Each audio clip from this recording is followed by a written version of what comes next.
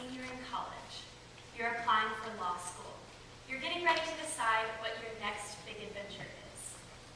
Or go back to sophomore year of high school. You just got a car. You're so excited because the freedom is at your fingertips. Now imagine something's going on the inside, undetectable from the outside. This indetectable thing causes pain in your joints, chronic pain, so excruciating you can't get out of bed. Normal functions like walking and riding become difficult, even impossible. No one knows what you're dealing with. This is the horror of juvenile rheumatoid arthritis, and this is the story of my best friend Anne-Marie and her little sister Molly. Today I'm going to talk to you about JRA, juvenile rheumatoid arthritis, why I think you should help, and the Walk to Cure Arthritis 2015. Juvenile rheumatoid arthritis. That's a mouthful.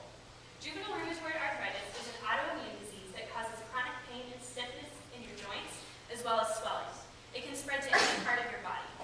The information I'm going to be sharing with you today comes from two websites, arthritis.org and Kids Can Get Arthritis Too, as well as personal testimonies from Anne-Marie and Molly, as well as their parents, Chris and Angela.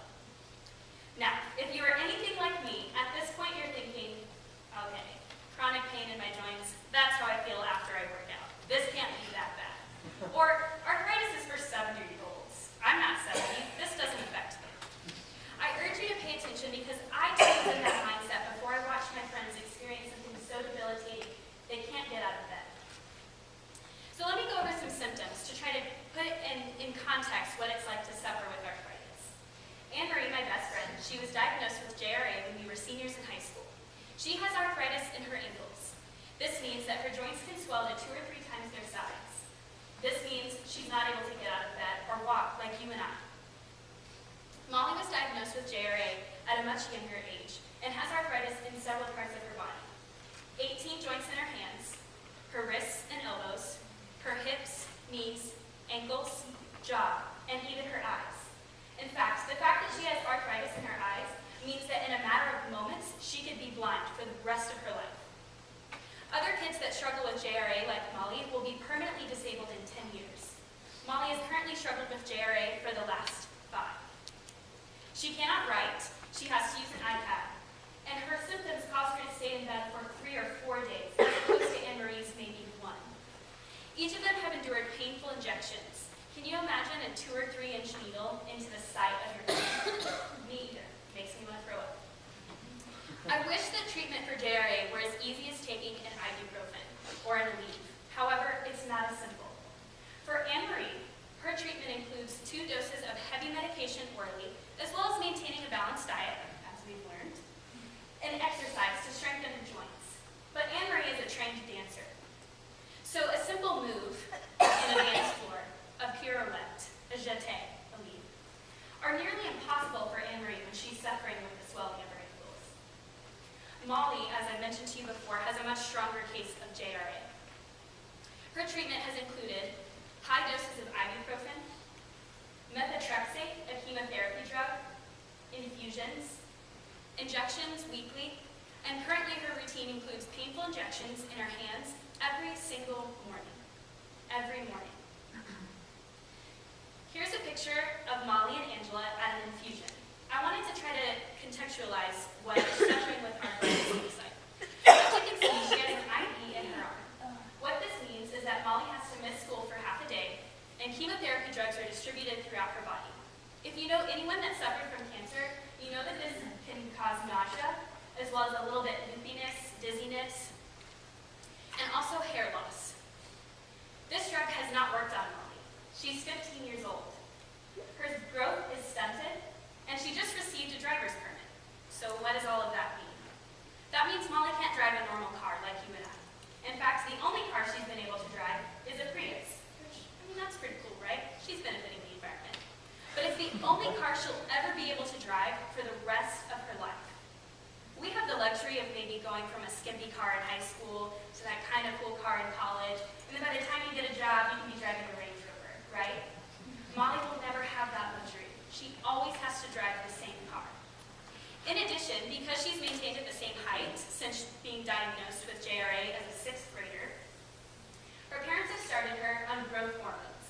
If you know anything about growth hormones, it's a series of shots intended to help you grow and experience puberty like other kids your age. Because of these drugs and the chemotherapy drugs, Molly is unable to have children. She learned this when she was 13 years old. At 15 years old, can you imagine, as a boy or girl, understanding what it's like to never be able to have children? There are children that are younger than Molly who already are experiencing this at 7, 8, 9, 10 years old. That decision to not be able to have children, what does that do on your brain? What does a 7-year-old know about that? Imagine with me a rosebud. A rosebud. As it's blooming, the petals are coming out. It's beautiful. Have you ever tried to put rosebud petals back together? You'll find it's impossible. You can't. Your joints are like rosebuds, healthy joints, just like this, tight, able to function. But as arthritis spreads to your joints, it begins to inflame, just like this. Bone deterioration. Joint function is lost. You can't put your joints back together. So why do I need you? Well, first, the most obvious reason is donations, right? I would be silly if I got up here and started talking about a charity or a foundation and didn't ask for your money. So the first thing we need is donations.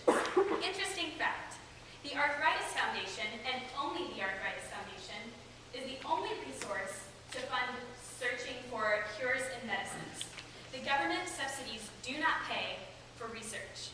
This means all of the money that goes towards such research comes from you guys, the community.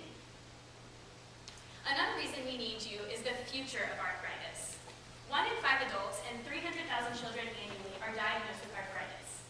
Okay, if there's 50 of us in the room, that means 10 of you will be diagnosed with arthritis in your lifetime, not to mention maybe your children.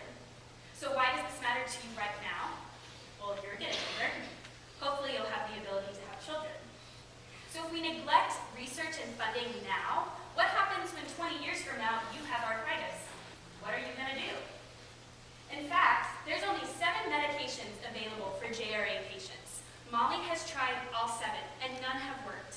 In fact, the one she's on now, the painful shots every day, are only available to children, are not available to children under the age of 18. She had to have a special doctor's note, compassion release, to be able to use this medication. But this is 1 in a million chances. Most children do not get this opportunity like Molly. The other reason we need you is for awareness and support. So I mentioned that government subsidies don't pay for funding. So you're probably thinking, well, okay, then why would I give money? And, what's it going to do? I'm a college student. I can't do anything about it. Well, you can. The government tracks public interest. So by knowing and being aware of what arthritis does and what it can do to you, you're actually increasing the government's chances and ability to give money to this funding. So just by knowing about it, just by visiting the 2 websites I'm getting information from, you're helping arthritis. That's it. That's all you have to do. So I could stand up here and I could say, I want money from you. I want $1.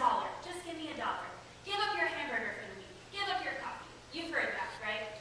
I don't want your money. I want your time. On Saturday, April 25th at 9 a.m., right outside these doors, on campus, the Walk to Cure Arthritis Foundation will be holding a 1 and 5K walk in honor of these families in Austin. In fact, you'll be able to meet Molly and her friends that struggle with JRA, as well as animals and even parents that have RA too. This walk happens right here, a place you come to Monday through Friday, sometimes even earlier than 9 a.m. All you have to do is visit the website walktocurearthritis.kinterra.org and click on Join Team Macomb.